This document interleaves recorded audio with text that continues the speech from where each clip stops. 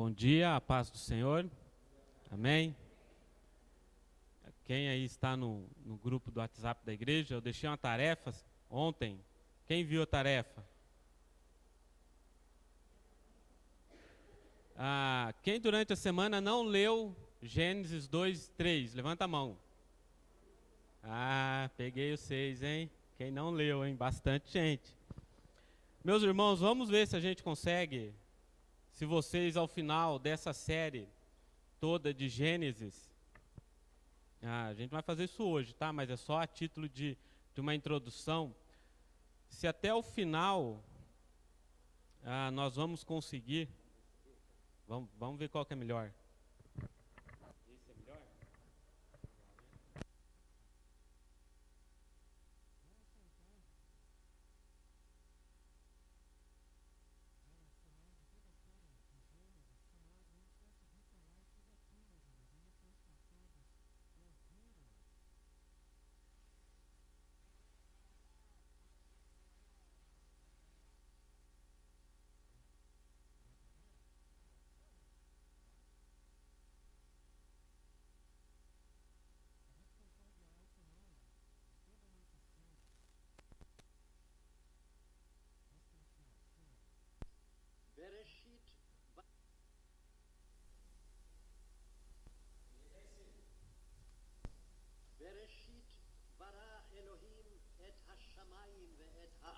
Tá saindo só aqui, ó.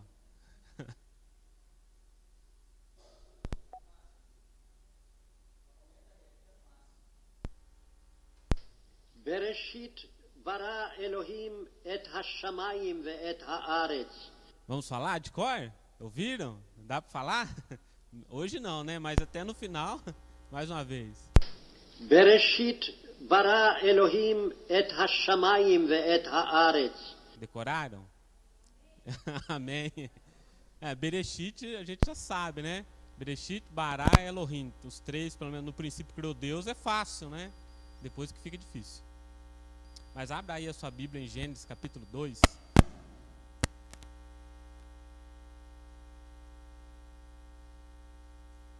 Vão ouvindo. Quem está no grupo vai ouvindo aí, até decorar. Começa falando baixinho, alto. Palavra de Deus, Gênesis capítulo 2. Não é muito difícil de achar. Eu espero que você já tenha lido, tá bom? O texto, os 2 capítulos. E também eu sei que no decorrer da nossa reflexão vocês se lembrarão do que nós estamos tratando. Começamos na semana passada, no capítulo 1 de Gênesis. Hoje nós vamos para capítulo 2 e capítulo 3. Capítulo 2 e capítulo 3. Talvez vamos conseguir responder algumas perguntas. Por que Moisés meio que repete em capítulo 2 um trecho da criação, tá? Lembrando que na semana passada nós vimos que Deus é protagonista da história. Deus é o ente, é o ser mais importante da história. E é somente a Ele todo louvor e toda glória. Ele é o criador da história, Ele é o criador de todas as coisas. Ele não necessitou de uma matéria junto com Ele para usar na criação. Deus não precisou de qualquer coisa que houvesse naquele tempo que Ele usasse para criar o universo. Isso daqui eu vou fazer os anjos. Isso daqui eu vou fazer o sol, disso daqui eu farei a lua, disso daqui eu farei o espaço. Deus não necessitou de nenhuma coisa existente para criar o universo. Deus simplesmente chamou a existência. Deus não criou o universo do nada. Como eu disse semana passada, Ele criou de nada. Deus não necessitou de nada. Deus ordenou a criação. Uma vez que a ordem, a organização é um atributo de Deus, Ele então faz também a sua criação de modo ordenado. Então nós percebemos que numa primeira parte de Gênesis capítulo 1, Deus cria, dá ordem, separa águas de baixo, águas de baixo, águas de cima. Deus depois vai dando preenchimento a esses ambientes. algumas coisas, alguns seres devem povoar os mares, outros seres a terra e outros seres o ar, voando. Então cada coisa está ordenadamente em seu devido local, em seu devido lugar. Então nada está em caos no universo. Os planetas, tudo funcionam de modo ordenado. E aí eu passei assim e falei rapidamente. É que às vezes quem está aqui na frente, meus irmãos, a gente tem uma coisa na cabeça, né, pastor? E às vezes a gente fala alguma coisa, a gente acha que quem está ouvindo precisa saber, né? E daí duas coisas que eu falei, citei e não expliquei. A primeira é sobre horóscopos, né? Alguns são de Gêmeos, outros de Capricórnio, alguns de Câncer, de Leão, de Libra. Quando eu citei os horóscopos, estava dentro da explicação que existe uma filosofia, uma doutrina, um ensinamento que o mundo todo o universo é Deus, ok? Então essa cadeira, esses bancos que vocês estão sentados fazem parte da criação e são parte de Deus. É como se Deus tirasse do corpo dele e criasse o universo. E aí a gente quando era incrédulo, descrente, pagão, a gente lia essas coisas. E vira e mexe aparece também no Facebook, Instagram, em qualquer lugar, jornal aqui da cidade, o Gazeta do Vale, lá em alguma de suas páginas tem isso. E a gente lia isso para saber como vai ser a nossa semana, o nosso mês, a nossa quinzena. Então, os horóscopos, eles estão vinculados a uma religião, uma ideia de magia, onde todo o cosmo é uma coisa só. Tudo é Deus. Então, como uma vez que os planetas estão numa certa organização e em um alinhamento planetário, aquilo vai interferir na nossa vida. Entenderam? Porque aquilo também é Deus. E se aquilo também é Deus, é muito maior do que nós, uma constelação, isso rege o nosso universo, o nosso mundo aqui na Terra. Então foi isso que eu disse quando falando de horóscopos, que há uma crença que isso tudo é parte da divindade, tá bom? A segunda coisa, quando eu citei o filme Jogos Vorazes, no terceiro filme, essa moça aí é a vilã, não, ela é a protagonista do filme. E o filme é que existe o distrito 13, que é o distrito pobre, e a cada vez que há uma disputa entre distritos, né, cidades ou estados, o vencedor ganha recompensas. Mas existe um governante do mundo, existe alguém querendo dar o golpe nesse governante. E ela, até o filme 3, ela ajuda aqueles que querem tomar o poder, fazer justiça. Mas ela descobre que aqueles que querem dar o golpe, no final, não são do time do bem, é do time do mal. E nós vemos isso, essa mudança de bem ser mal. Lembra quando acusaram Jesus que ele expulsa demônios pelo poder do próprio Satanás? Dizendo que o Deus é Satanás? Então isso está muito comum em nossa cultura. Muitos desenhos, animes, gibi, filmes, está trazendo essa ideia de que aquilo que é bom pode ficar ruim e aquilo que é mal pode ficar do bem. E um filme que eu recomendo os irmãos assistirem é Senhor dos Anéis. Quando Tolkien escreve, em Senhor dos Anéis não existe a possibilidade do mal virar bem e nem do bem virar mal. Isso é bem claro em Senhor dos Anéis. O Sméagol é sempre mal. Ok? Então, no livro dele, na literatura dele, não há essa mudança, essa mutação. E às vezes nós, no nosso dia a dia, a gente pode ser tentado a ver alguma coisa boa e transformar aquilo em mal. Então, foi por conta disso que eu citei também esse filme, que eu não gostei do final por conta disso, né? E outros filmes também. Uma outra questão, eu gostaria que você prestasse atenção aí no versículo, que há uma linguagem fenomenológica em Gênesis. O que é isso?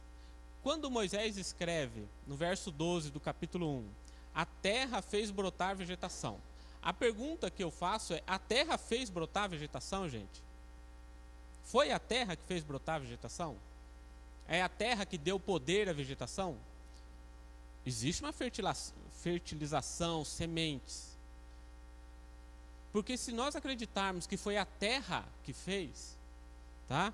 E aí piora um pouco mais, porque no verso 24, produz a terra seres vivos de acordo com as suas espécies. Se nós tomarmos esses versos literalmente, nós vamos dizer então que a terra-mãe criou os animais, a terra-mãe criou os seres, os pássaros. E nós sabemos que não foi assim. Então, do ponto de vista de Moisés, do observador, daquele que olha, de fato é a terra. Quando chove, você vê, nossa, está tudo seco. De repente, tem grama, tem vegetação. Nós sabemos que não foi a terra. Há outros elementos ali que faz brotar. Tá bom? Que isso fique bem claro também, porque senão nós vamos falar que foi a terra que criou os animais. E não Deus que chamou a existência. Tá? Então, é a mesma ideia que eu já expliquei uns anos atrás, quando a Bíblia escreve que ele dorme. Lembra? Ele dorme, Lázaro dorme. Quando as pessoas morrem, o texto bíblico diz que ele dorme. Alguns textos.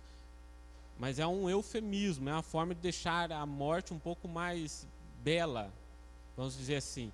Então, do ponto de vista daquele que olha para um caixão estendido, um corpo estendido, a pessoa está dormindo, mas nós sabemos que morreu de fato. E aí o que nós aprendemos então? Que Deus é criador, foi Deus que criou todas as coisas. Deus é poderoso, porque, vamos pensar, meus irmãos, dê uma ordem aí, jogue uma ordem aí, vê se essa ordem vai se concretizar no tempo, no espaço. Fale aí. Haja um copo d'água na minha frente, para ver se ele vai surgir na tua frente. Às vezes você pode até pensar, haja água. Não temos esse poder, mas Deus tem esse poder. Deus é gracioso, porque Deus quis se revelar à sua criação.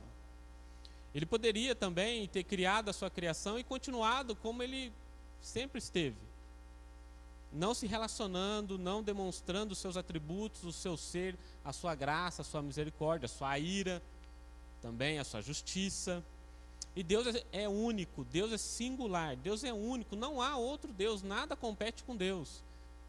Não existe um outro ser competindo com Deus. Deus não está em um jogo para ver quem vence. Deus é sempre vencedor, desde o início. Ainda que haja muitos males no mundo, e às vezes nós pensamos assim, será que um dia vai acabar?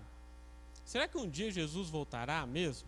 Que a gente canta, nós lemos, nós aprendemos e parece que a história não se desenrola. Parece que não vai, a história está num lamaçal e não há como sair desse lamaçal.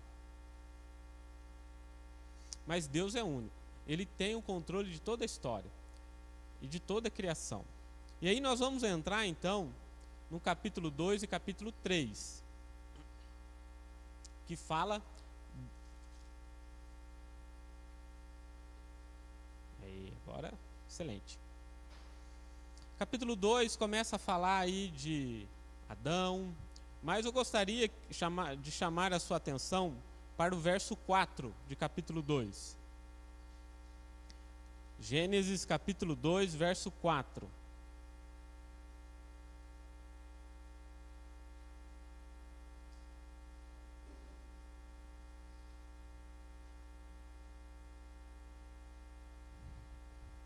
E aí, então, diz o seguinte, esta é a Gênesis, né? A primeira vez que começa o Toledote, essa é a geração, que vai acontecer depois também no capítulo 4, capítulo 5, e até Abraão também, Isaac.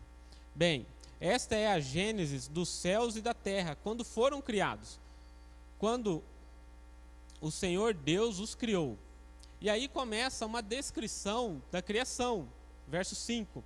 Não havia ainda nenhuma planta no campo na terra, pois ainda nenhuma erva do campo havia brotado, porque o Senhor não fizera chover sobre a terra.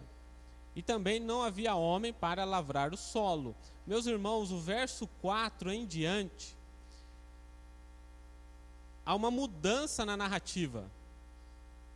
Porque até essa altura do livro de Gênesis, Moisés está escrevendo que Deus cria, Deus dá ordem, Deus preenche o universo, Deus fala, façamos o homem à nossa imagem, à nossa semelhança. E daí no capítulo 2 parece que há uma repetição, mas não é tão uma repetição assim. Porque no capítulo 1 tem o dia 1, dia 2, dia 3, dia 4, dia 5, dia 6 e o 7º dia. Quando chegamos a partir do verso 4, é uma descrição mais detalhada do 6º dia. Lembra, capítulo 1, 7 dias da criação. A partir do verso 4 de capítulo 2, até aí o 5, né? Mas no capítulo 2 mesmo, é o 6º dia da criação. Qual foi o dia que Deus criou o homem? Foi no 6º dia. Qual foi o dia que Deus criou Eva? No 6º dia. Então o capítulo 2 é uma ampliação do 6º dia da criação, onde Deus cria o homem, cria Eva, dá a ordem, sejam férteis, multipliquem, preencham a terra. Então é o capítulo 2, é uma ampliação do 6º dia, uma explicação mais detalhada do 6º dia. Lembre-se que Deus, no capítulo 1, Moisés, né, no capítulo 1 está sendo bem genérico. Deus criou os universos, o sol. E do sol uma coisa que eu não posso deixar de falar, voltando ao capítulo 1. Vocês se lembram que Deus começa a criar e fala, isso chame tal coisa, isso chame isso chame isso. Quando chega no sol e na lua não recebe nome. Perceberam? Olha aí verso 14 do capítulo 1. 14 mesmo, hein? Eu achei que eu ia errar agora. Disse também Deus, haja luzeiros no firmamento dos céus, para fazerem separação entre o dia e a noite, e sejam eles para sinais, para estações e para os dias e anos. Verso 15. E sejam para luzeiros no firmamento dos céus, para iluminar a terra, assim se fez. Deu o verso 16, que é a continuação da descrição da criação do sol e da lua. Fez Deus 2 grandes luzeiros, o maior para governar o dia e o menor para governar a noite. E fez também as estrelas. Por que não recebe nome? O que Moisés quer ensinar de modo pedagógico para o povo que já tinha saído do Egito, mas aprenderam por 430 anos a doutrina egípcia é: o sol, a lua, as estrelas não são nada. São criações de Deus. Por isso não recebem nome, para não serem divinizados, para não serem deuses. Então Ra, que é o deus sol, Ra, lembra de Mun-Ra, lá em Thundercat? Denis lembra, né? Espada justiceira, deu minha visão além do alcance, né? O desenho é um clássico, né? E aí Moisés então não dá nome ao sol e à lua, porque não são deuses. Esses 2 astros celestes não são deuses, são apenas luzeiros. Mas o povo aprendeu no Egito que eles eram deuses, por isso não recebem nome.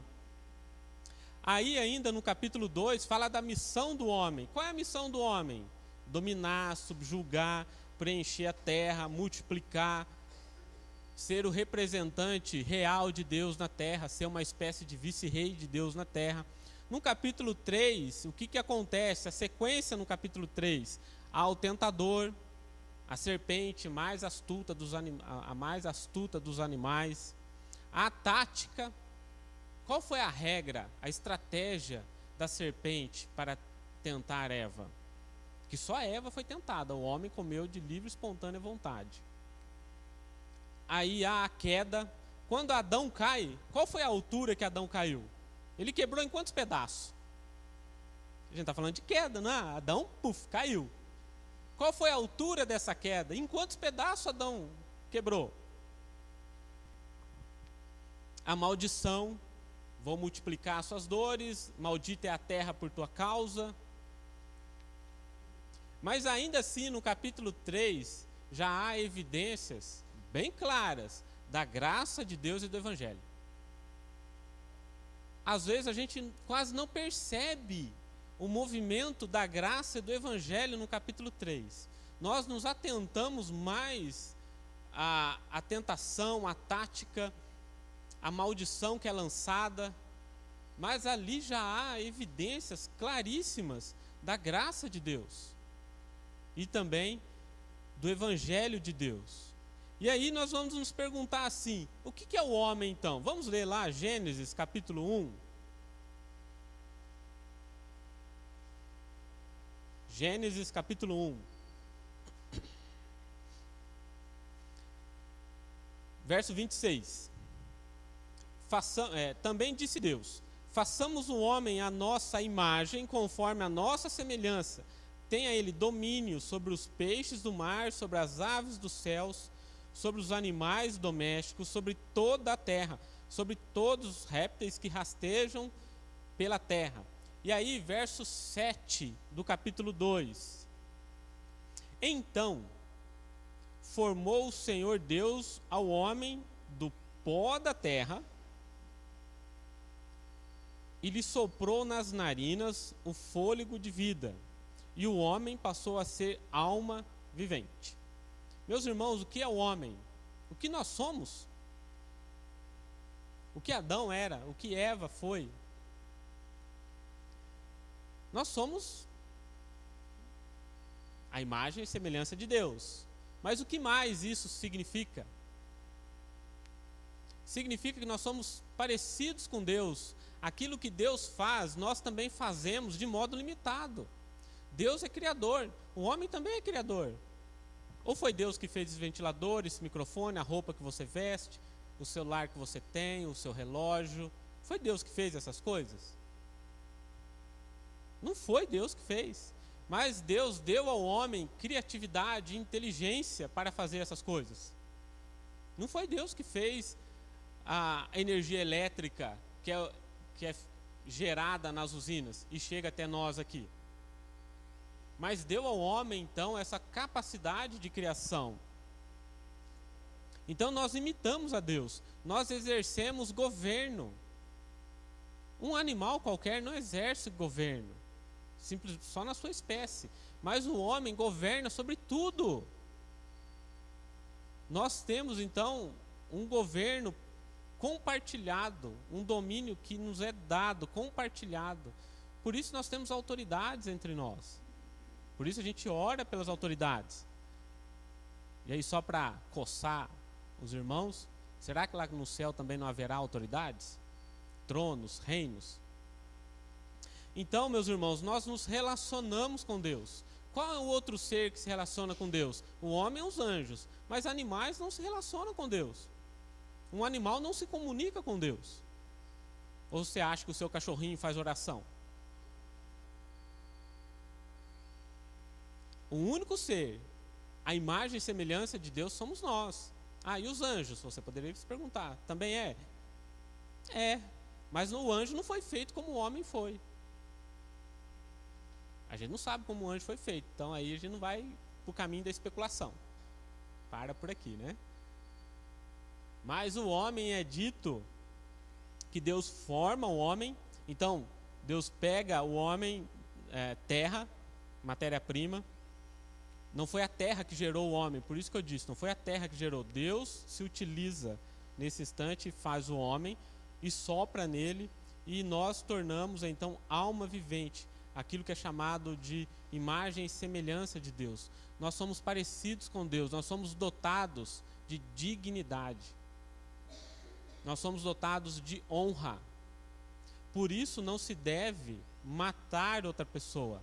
Isso vai ficar bem claro no capítulo 4, quando Caim mata o seu irmão e foge. Caim fica com medo, vão me matar também. Deus coloca uma marca em Caim para que quem vê essa marca não estendesse a mão sobre Caim, porque Caim é dignidade, também possui dignidade. E aí é um dos motivos pelas quais pessoas defendem a pena de morte, porque a única pena justificável por tirar a vida de alguém é você perdendo a sua própria vida, que é o mesmo valor, em pé de igualdade. Ficar 30 anos numa cadeia não paga o preço da vida de uma pessoa. Então, nós, seres humanos, nós somos parecidos com Deus nas devidas limitações. Nós temos criatividade, força, domínio, governo. Somos dotados de capacidade, de dignidade, de honra. Isso tudo nos é dado, nos foi dado por Ele, para que nós possamos nos relacionar com Deus. Que se a gente não se parecesse com Deus, não haveria possibilidade de ser semelhante a Deus. Nós seríamos animais qualquer. E aí então, durante a história, se falou que o homem é um ser racional, o homem é um ser que trabalha, o homem é um ser que cria, é um ser político, político não no sentido de fazer politicagem, mas no sentido de se relacionar, ter governo, porque política está ligada com a ideia de governo, de administração. Então esse é o nosso retrato. O que é o homem? Um ser parecido com Deus. Nós carregamos alguns atributos do ser divino em nós. Coisas que Deus faz, nós também podemos fazer nas devidas limitações, tá bom? Não vai sair falando que você é Deus e vai lá no cruzeiro, eu vou pular e nada. Não é isso, hein, meus irmãos? Não vai fazer isso, né? Tem louco para tudo nesse mundo. Muito bem. E o Éden? Vamos ler? Verso 2, do capítulo 2, verso 8. E plantou o Senhor Deus um jardim no Éden, na direção do Oriente, e pôs nele o homem que havia formado. Muito interessante que o Éden é um espaço, ok? Mas o jardim é um espaço menor dentro do Éden. E esse Éden, esse espaço que Adão vivia, e Eva também, alguns animais, havia aí a árvore da vida e a árvore do conhecimento do bem e do mal. Depois, se a gente for ler em Apocalipse 21 e capítulo 22, as mesmas descrições de uma parte do céu. Há rios, há árvores, se você ler depois Apocalipse 21 e 22, você vai ver que há um rio que sai do trono de Deus e diversas árvores em torno deste rio. Fala que o fruto da vida será utilizado, as suas folhas. Então há muita coisa parecida entre o jardim do Éden com o novo céu e nova terra. A própria criação, depois também depois quando o homem é expulso e os querubins chegam, né? Deus dá ordem aos querubins para que eles guardem o caminho da árvore da vida. Muito parecido com o tabernáculo, lá em Êxodo. A forma que Deus organizou o tabernáculo parece também demais com o jardim do Éden. Façam cortinas. Lembra a cortina que rasga? É a cortina que separa o santo lugar do santíssimo lugar? Naquela cortina haviam querubins, anjos bordados. Interessante, né? Que os querubins guardam o santíssimo lugar. E aqui também, quando o homem é expulso, Deus coloca os querubins para guardar. Há muita coisa parecida. O Éden que nós, né, perdemos também, é o ambiente ideal para se relacionar com Deus. É um templo aqui na terra, porque Deus vinha aqui, Deus passava alguns momentos com Adão e Eva.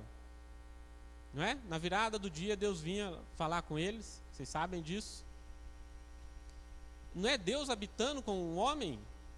Não é a mesma coisa que vai acontecer depois, e eu habitarei no meio deles?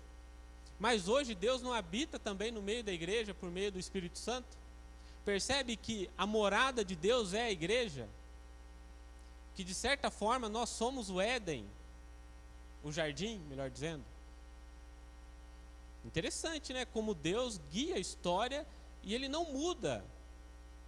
E depois, futuramente, Deus, Jesus Cristo, nós passaremos a habitar com o Senhor Jesus Cristo. Então o Éden, o que é o Éden? É um lugar maior que o jardim contido em seu seio. É um santuário. O Éden é um santuário onde o homem deveria aprender de Deus, onde o homem deveria se relacionar com Deus, dominar, expandir o Éden. A terra toda não era esse jardim, meus irmãos. Não vamos cair nessa falácia comum, que toda a terra era o jardim, que toda a terra era bela, maravilhosa, com as árvores, o planeta todo. Não era assim, era só o jardim. E o resto? O resto era para Adão dominar, subjugar, plantar, lavrar a terra. O Éden é esse templo pequeno no planeta, no qual Adão deveria estender por toda a terra. Representa um espaço territorial na ordem criada, onde Deus convida os seres humanos a desfrutarem de bênção e harmonia entre eles e Deus, e entre si, os animais e a terra. Deus é aqui singularmente presente. O jardim do Éden é um templo-jardim. Hoje a igreja é o templo do Espírito Santo. Ainda que eu não goste muito daquela ideia que o Espírito Santo habita individualmente dentro de cada um. Eu prefiro mais que ele habita na igreja, na coletividade. Quando o Espírito habita, ainda que ele habite individualmente em cada um, nós somos facilmente levados à ideia que alguns têm mais, outros têm menos. Daí nós temos super apóstolos, super pastores, super, que mais, gente? Esses caras midiáticos, né? Parece que eles têm mais de Deus do que a gente. Então, o que é o homem? O homem é semelhante a Deus. O que é o Éden? É o templo de Deus, no qual essa morada, esse templo de Deus, Adão tinha a responsabilidade de se estender por toda a terra.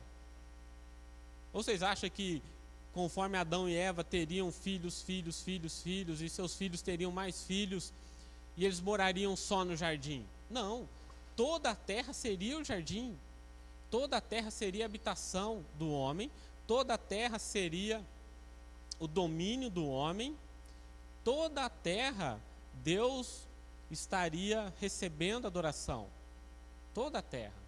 Mas o homem tomou uma postura um pouco diferente, né? O jardim era um espaço ideal para o homem viver com Deus real. A gente não sabe o que é caminhar com Deus, meus irmãos. A gente não sabe o que é ouvir os passos de Deus. Quem já ouviu os passos de Deus aqui? Levanta a mão, vai, se entregue aí e conte a experiência. Literalmente ouviu os passos de Deus. Adão sabia, Deus está chegando. Eu vou lá conversar com ele, falar para ele o que eu fiz hoje. Mas chegou um ponto da sua vida que ele foge, né? Nós vamos falar disso. Percebe a grandeza que Adão perdeu e nós perdemos consequentemente? E aí, quando você vem na igreja, pede oração por dor na coluna, dor de cabeça, por um trabalho melhor, um trabalho não tão cansativo, uma mudança na jornada do trabalho, eu quero trabalhar à noite, eu quero trabalhar de dia. Percebe que isso tudo tem um fundamento que foi a queda de Adão? Ou seja, quando Adão cai, e ele cai de uma altura muito alta. Adão caiu de uma altura muito alta, e quando ele caiu e quebrou, ele quebrou em vários pedaços. Quebrou totalmente. Ele não ficou trincado, ele ficou despedaçado. E nós perdemos isso consequentemente. Então Deus fez tudo Deus criou o homem e a mulher com papéis diferentes, mas o homem resolveu abandonar isso. Adão abdicou de seu trono, de seu momento de rei. Ele deveria dominar sobre a terra. Ele falou: não necessito, não preciso. E até aqui, meus irmãos, alguém quer fazer alguma colocação, uma pergunta? Que daí nós vamos entrar em uma outra coisa aqui. Não? De boa, Diego? Tá bom. Vamos lá então. Qual é a missão do homem? Quando Deus cria o homem, qual é a responsabilidade do homem? Era para o homem ser um vice-regente, um vice-rei. E aí estão as palavras pelas quais nós justificamos isso. Aí é o verso de Gênesis 26, 28, 2:15. Mas as palavras domínio, governo, guarda e fazer cultura. Fazer cultura não é fazer música e arte somente. Algo que identifica um povo, mas é criatividade, é criação. Fazer cultura é criar. Não só na estética, mas também na tecnologia, no pensamento, em tudo. Então Adão, meus irmãos, ele era um vice-regente de Deus na terra. Adão recebeu essa autonomia. Era para Adão governar, guardar, proteger o jardim. E preste bem atenção no que Adão era. E qual é a missão que o homem recebeu? Porque isso tudo vai ser abdicado. Isso tudo será rejeitado. No capítulo 3. Deus falou: Adão, você vai governar.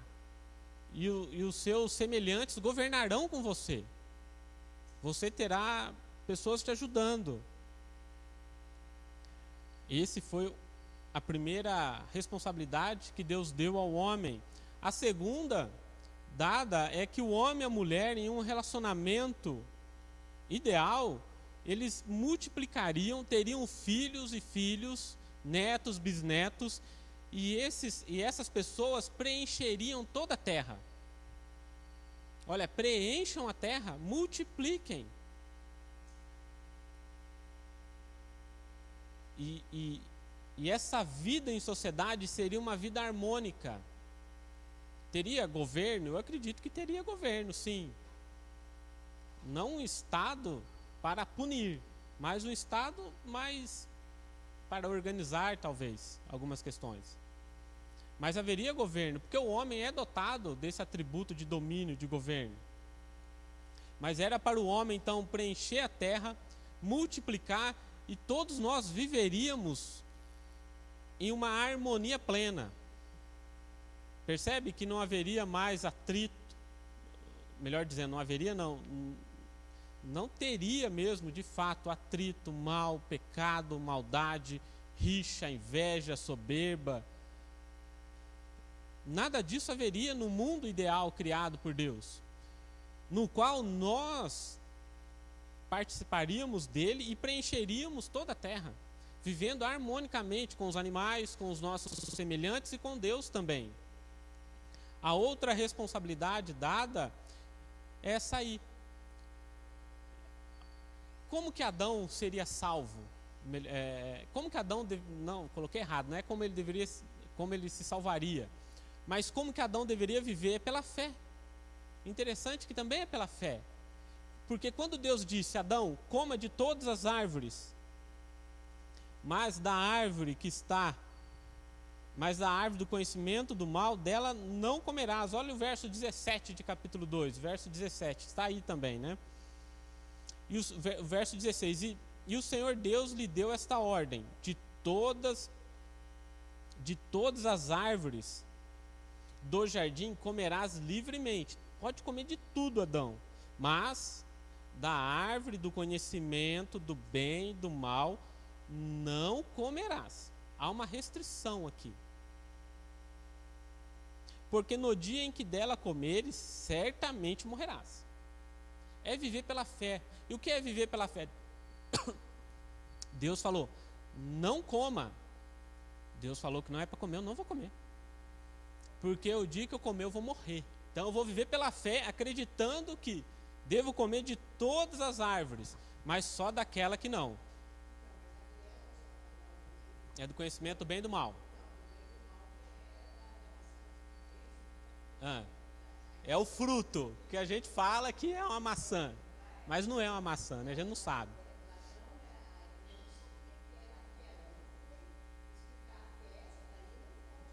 Não, foi, tá aí no versículo, ó. Aí, ó. Verso 17.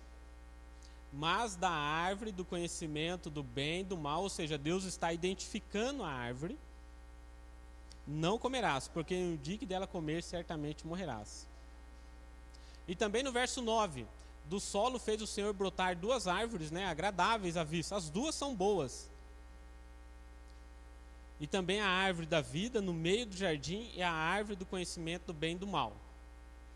Então havia lá no Éden duas árvores especiais: a árvore da vida, a árvore do conhecimento do bem e do mal e as demais árvores. Podia-se comer de todas as árvores, menos a do conhecimento do bem e do mal. Dessa não deveria comer. Podia tocar. Vamos podar a árvore. Poderia. Não poderia se alimentar da árvore do conhecimento do bem e do mal. Adão sabia qual era o fruto, qual era a árvore.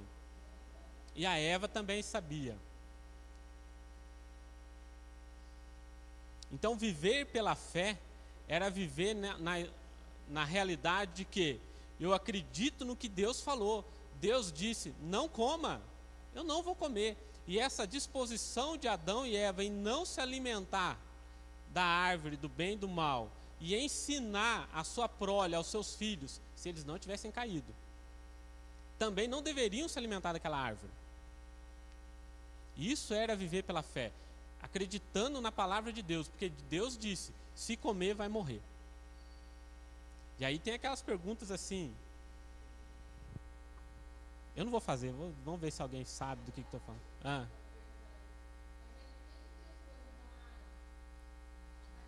Nossa, começou, né, que as perguntas assim. Essa é a primeira, porque Deus, talvez Oi? Adão poderia criar um machado e cortar a árvore, mas cortar a árvore já é um aspecto do mal. Por isso ele não deve denegrir a criação, destruir. Vamos lá. Porque Deus então colocou essa árvore lá para testar Adão. A única maneira, meus irmãos, de Deus ter criado seres humanos à sua imagem e semelhança, e que esses homens se relacionassem com ele de modo... fugiu a palavra, estava bendita aqui na minha mente. De modo perfeito e sem ser forçado, ok? De modo voluntário.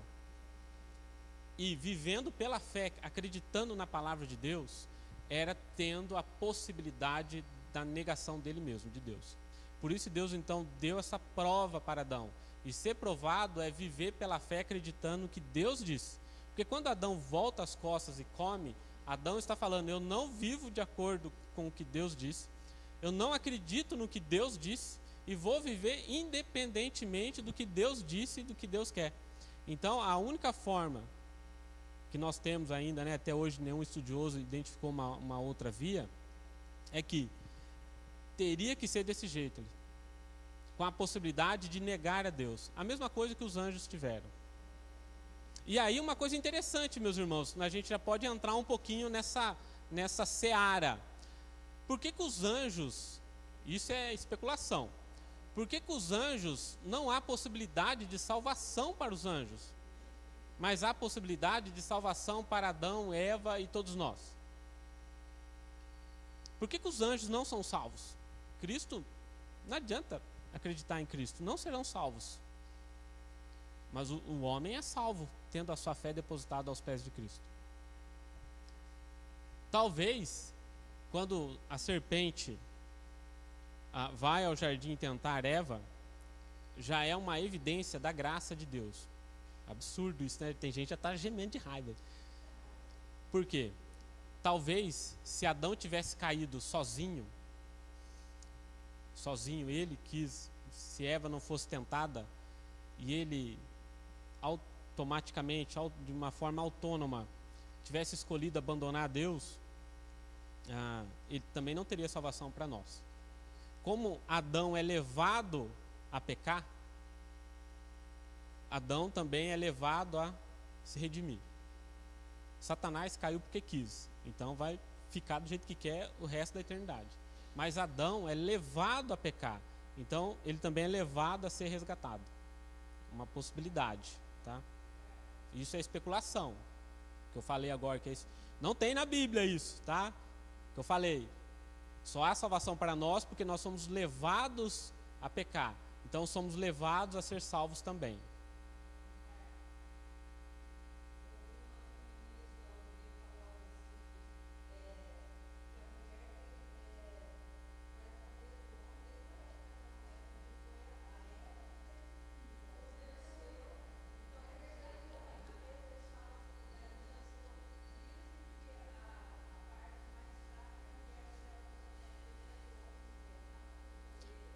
Tem muito disso mesmo na mitologia evangélica.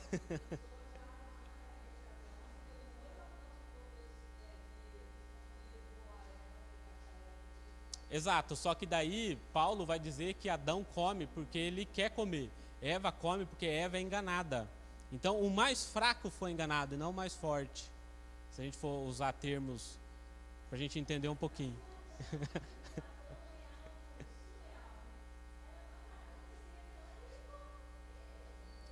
Eva foi tentada. Nós vamos ver o discurso da tentação, tá? Como que foi essa tentação? É muito interessante, meus irmãos, o processo da tentação. É um processo assim, às vezes a gente pensa que, não, foi uma... Maria Elzira.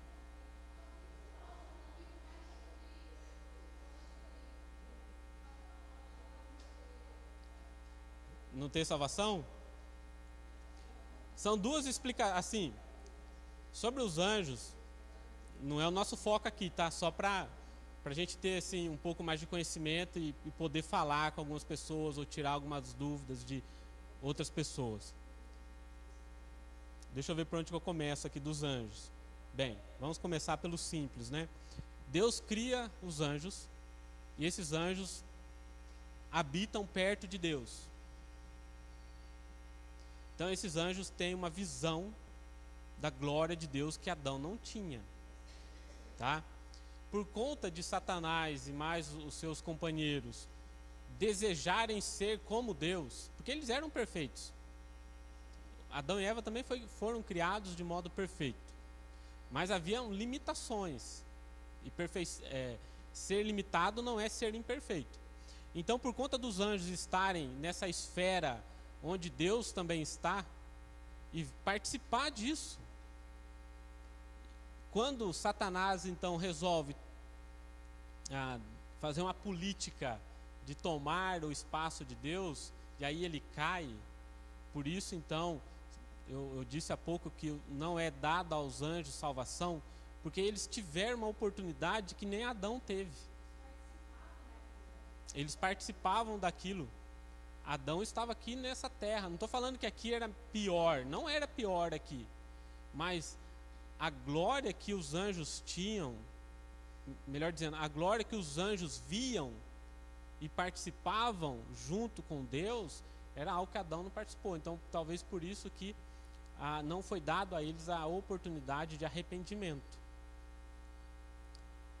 Outras perguntas difíceis de responder, já que a gente está nessa seara. Quando Adão come do fruto do bem e do mal, havia algo de especial nesse fruto? E aí? O que vocês acham, hein?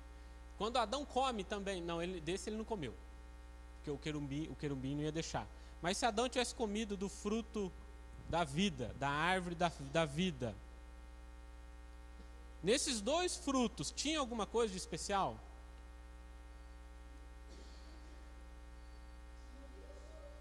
Tinha, o que Deus falou que tinha.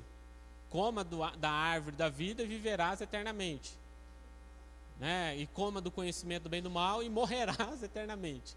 Mas a questão é, o fruto possuía propriedades de dar vida e de dar morte? Essa é uma questão disputada também no nosso meio cristão. Haverá gente de peso falando que isso é algo simbólico, de uma realidade maior. É como se fosse a ceia do Senhor. Quando nós participamos da ceia do Senhor, nós estamos comendo o corpo de Cristo, estamos bebendo o sangue de Cristo, literalmente, quando nós participamos da ceia? Não.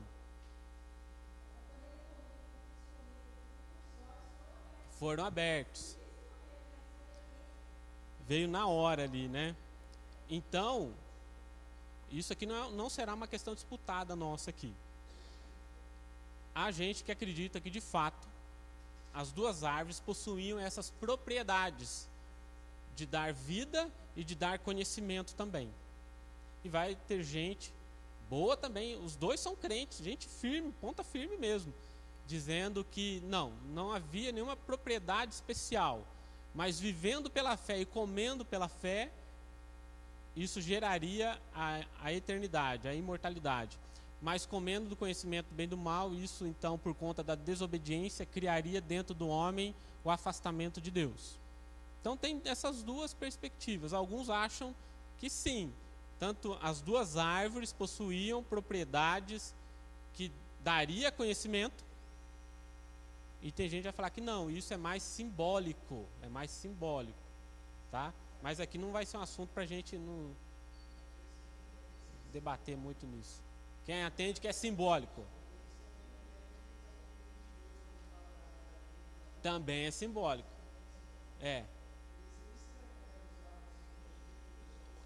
E a ceia também é simbólico. Entenderam o que o Diego falou? Às vezes lá no fundo lá, o Diego disse, quem entende que é simbólico, a ceia é simbólico e a árvore da vida que está no céu hoje também é simbólico. Simbólico sim, há uma árvore, mas não é que comer dela vai dar, sabe, como fosse uma mágica. Havia Não, mas só essas duas que tinham as propriedades. Então, meus irmãos, só voltando aqui, qual era a missão do homem? Ele era um governante de Deus, representante de Deus nessa terra.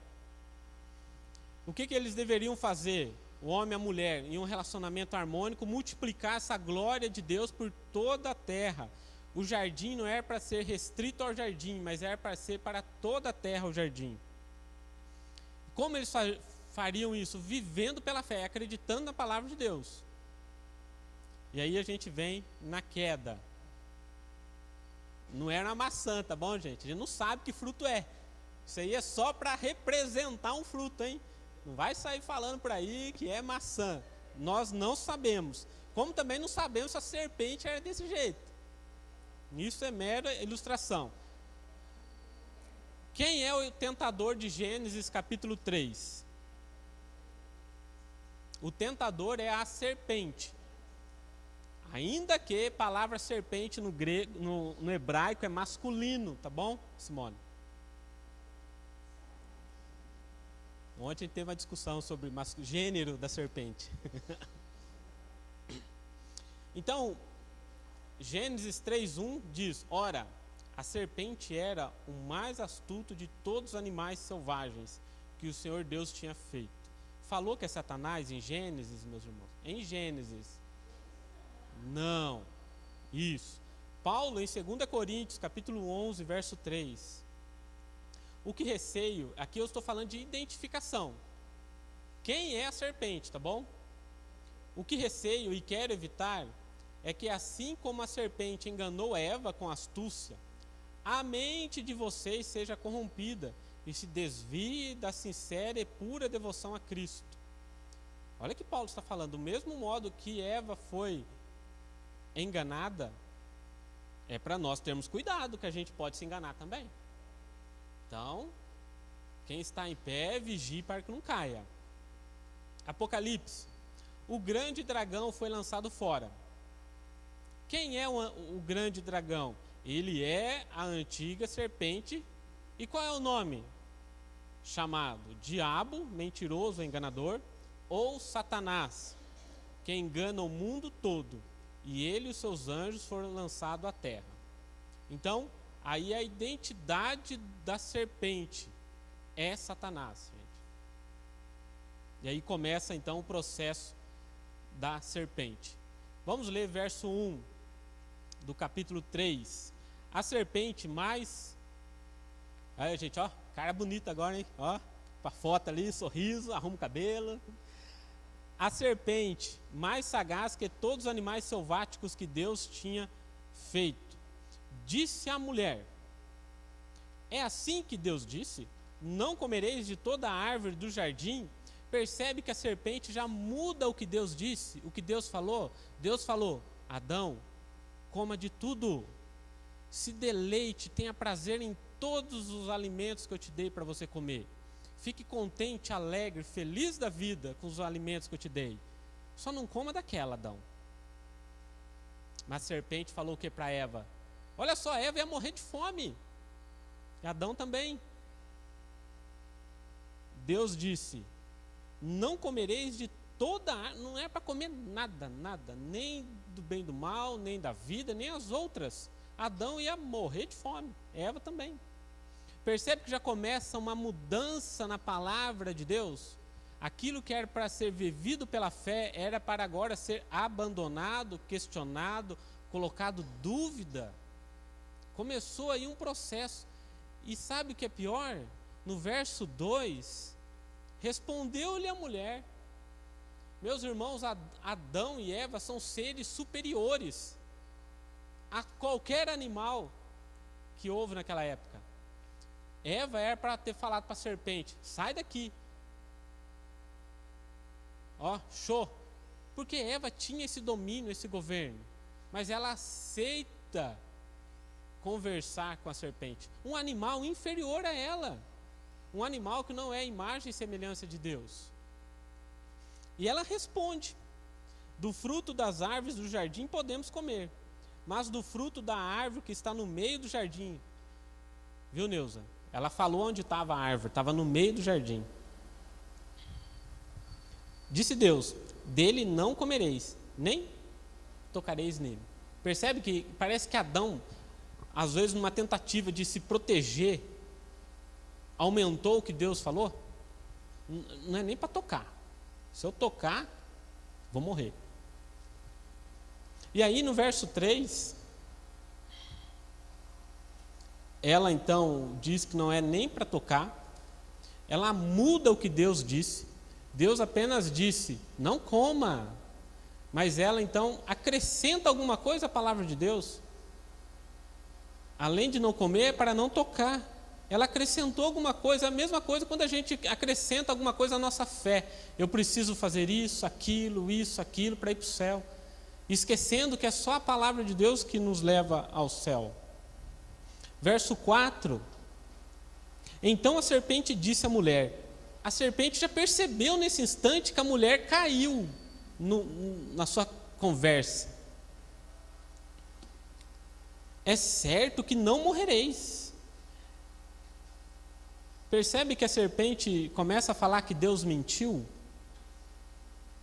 A serpente não falou que Deus mentiu aí? Deus falou: vai morrer. A serpente: não vai morrer. O que a serpente está falando para Eva? Eva, Deus mentiu para vocês. Ô Eva, ó, acorda, Eva. Deus é mentiroso. E eu estou falando a verdade. Pode comer. Porque no verso 6, verso 5, e aí aqui aqui está todo o drama da tentação, da tática. Porque Deus sabe, olha só o que a serpente está falando, Deus sabe. Verso 5, que no dia que deles comerdes, se vos abrirão os olhos, e como Deus sereis. Eles já eram como Deus, já eram imagem e semelhança. Eles não precisariam comer alguma coisa para ser semelhante a Deus. O que a serpente está falando é assim, olha, Deus quer o mal de vocês. Então vocês não podem comer desse fruto porque Deus é ruim. Deus é maldoso. Percebe a mudança de bem e mal? Deus é maldoso. Deus está negando vocês algo bom. Deus não está deixando vocês comerem de algo gostoso, que vai dar entendimento e que vai fazer de vocês serem como Ele. O que a serpente disse para Eva foi: Deus é mau, Deus é o diabo. Deus não quer o bem de vocês. Ainda piora, porque no verso 6, vendo a mulher que a árvore era boa para se comer, agradável aos olhos, e a árvore desejável para dar entendimento, tomou-lhe do fruto, comeu e deu também a seu marido, e ele comeu. Agora a Eva já caiu, meus irmãos. Ela olha para o fruto, aquilo atrai ela, todo o seu pensamento já é acreditando na palavra da serpente, não mais na palavra de Deus. Percebe que Eva, quando ela começa a olhar com desejo, com vontade, aí já ela está a um passo de cair, porque o pecado entrou por comer, não simplesmente por pegar. Deus, então, na cabeça da serpente, Deus é um malvado, Deus é um egoísta que só quer o bem e o conhecimento para ele. Deus é um tirano que não compartilha das coisas boas. Percebe qual foi a tática? Não é a mera sedução, mas é uma sedução carregada de negar a Deus, em afirmar que Deus é mau, Deus é egoísta, Deus é uma criança mimada. Foi isso que a serpente disse para Eva. Deus é um engraçadinho, mimadinho, celestial. Ele está enganado, Eva. Pode comer, porque Deus não quer que vocês comam, porque se vocês comerem, vocês serão iguais a Ele. Aí ela come, seus olhos já, ela dá para o seu marido. É mais ou menos assim: eu não vou sozinho nessa, eu não vou cair sozinho, eu vou levar alguém comigo. Meio proselitista, né? Eu não estou sozinho nesse barco, vai afundar todo mundo. Percebe que ela oferece alguma coisa para Adão? Está aí o texto. Comeu e deu também ao seu marido. Então ela oferece o fruto para o marido. A mesma coisa que no capítulo 4 vai acontecer. Caim e Abel oferecem alguma coisa a Deus também. Muito interessante. Percebe-se claramente a intenção de Moisés. Oferecer alguma coisa. E no verso 7, abriram-se então os olhos de ambos e perceberam que estavam nus. Coseram folhas de figueira e fizeram cintas para si.